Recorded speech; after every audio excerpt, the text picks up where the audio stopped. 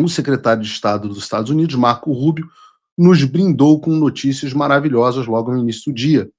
Mas antes da gente chegar à cereja do bolo, eu quero fazer um preâmbulo que vai nos levar a esse assunto. Porque ontem eu falei bastante sobre a incredulidade da mídia e do Supremo Tribunal Federal quanto às respostas, a possibilidade das respostas americanas em relação à situação no Brasil.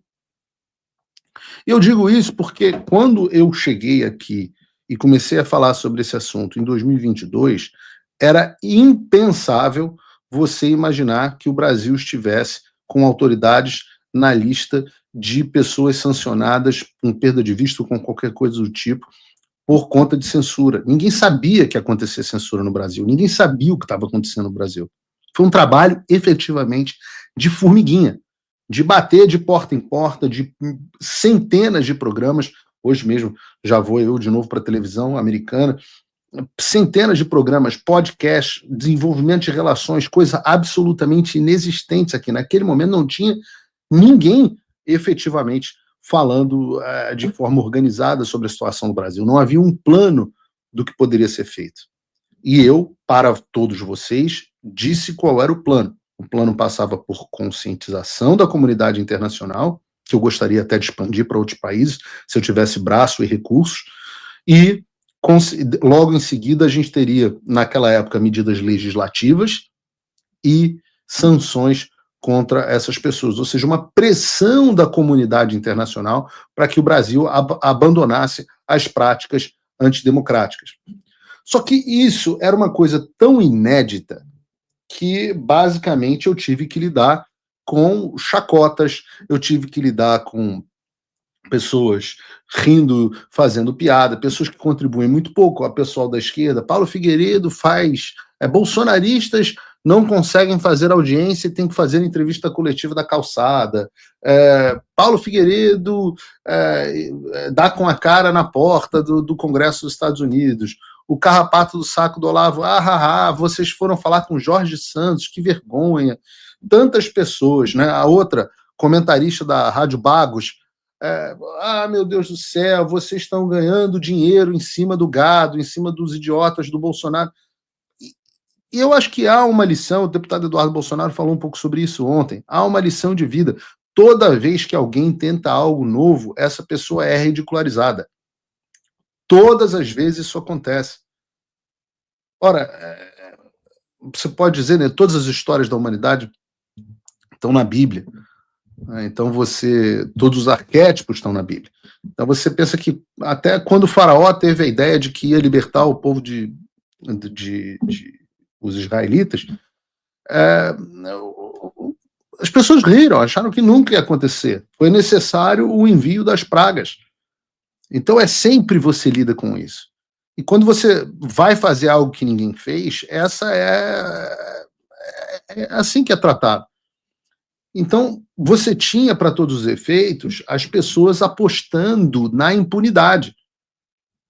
As pessoas estavam apostando na impunidade. Eu volto a dizer, muita gente que se diz direita, mas que só servia para falar que não dava certo, que o Brasil estava acabado, que não tinha o que fazer, e por aí. Agora, que tudo isso mudou nas últimas semanas, a gente já sabe. Ontem a gente trouxe algumas reportagens nacionais que falavam sobre a tentativa do governo Lula em negociar com o Trump para que não houvesse sanções contra o Alexandre. Hoje, porém, nós temos uma reportagem internacional que se aprofunda um pouco mais sobre esse tema. O respeitado esquerdista Financial Times, é um dos veículos mais lidos pela elite globalista, publicou hoje uma matéria dizendo o seguinte: Brasil faz lobby de última hora para evitar sanções dos Estados Unidos a juiz de alto escalão.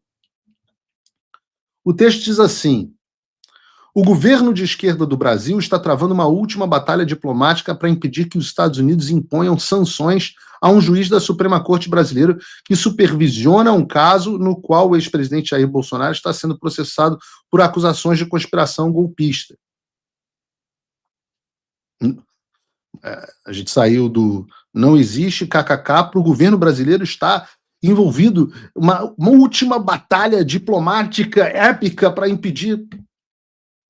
O secretário de Estado dos Estados Unidos, Marco Rubio, afirmou na semana passada que Washington está considerando sanções contra o ministro Alexandre de Moraes, pela lei Magnitsky, que não são essas que a gente que saíram hoje ainda, mas autoridades brasileiras temem que a ameaça de sanções financeiras e vistos coloque as duas nações mais populosas das Américas em rota de colisão. Estamos tentando impedir que o sangue chegue ao rio, disse um funcionário, acrescentando que o ministro das Relações Exteriores, Mauro Vieira, está coordenando um esforço diplomático. Ele afirmou que a pressão da Casa Branca por parte de grandes empresas de tecnologia que enfrentam restrições impostas pelo Supremo Tribunal Federal Brasileiro parece estar ajudando a influenciar o argumento contra o tribunal em Washington. Ora, quem diria, quem poderia imaginar que você ir e censurar as empresas mais poderosas do país gerariam repercussões negativas, que as empresas se voltariam contra você. Quem poderia imaginar que essas empresas gigantes iam, apesar do próprio Zuckerberg ter dito que estava trabalhando com o governo dos Estados Unidos para acabar com a censura no mundo, apesar do Elon Musk, que se diz um absolutista da liberdade de expressão, ter um problema pessoal com Alexandre de Moraes e ter sido medievalizado pelo Alexandre no ano passado, quem poderia imaginar que essas empresas ficariam putas e dariam um troco no momento certo? Nossa, é necessário uma capacidade estratégica aqui muito profunda. Outro funcionário disse que a Embaixada do Brasil em Washington está tentando explicar a nossa interpretação dos fatos, argumentando que a liberdade de expressão e a democracia estão sendo preservados no Brasil. Cara, isso eu queria pagar dinheiro para assistir. Eu queria muito, não vão me deixar, mas eu queria ficar sentado numa sala assistindo os funcionários do Departamento de Estado do Brasil, né, do Ministério das Relações Exteriores, explicando para os funcionários do Trump de que a direita pratica desinformação, de que eles tentaram um golpe ou uma insurreição, de que eles falaram mentiras sobre o sistema eleitoral do país, de que as eleições tinham sido roubadas. Eu fico imaginando os caras do Departamento de Estado falando assim, e que eles, na verdade, foram os grandes salvadores da democracia. Aliás, João, coloca na pauta amanhã, porque era para a pauta de hoje, sobre como o governo Biden, os funcionários do governo Biden também diziam que estavam cometendo ilegalidades e arbitrariedades para salvar a democracia americana. Eu fico imaginando como é que é essa conversa, porque os funcionários do Departamento de Estado já me contaram como são essas conversas. Eles falam assim, mas isso tudo é o que vocês diziam da gente. Aí os funcionários do governo brasileiro ficam assim, mas a verdade é que vocês também são uma ameaça para a democracia. É uma coisa absolutamente ridícula, é um argumento que não tem a menor chance de dar certo.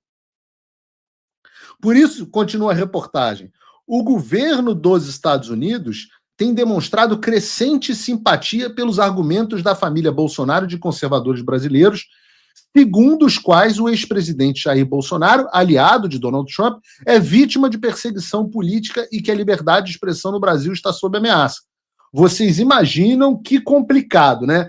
O filho do presidente Bolsonaro, que é um deputado que teve que ficar exilado nos Estados Unidos porque ameaçaram caçar o passaporte deles. Aí agora os caras abrem um processo criminal uma investigação criminal contra esse parlamentar que se autoexilou, abriu mão do mandato, deixou de ser presidente da Comissão de Relações Exteriores.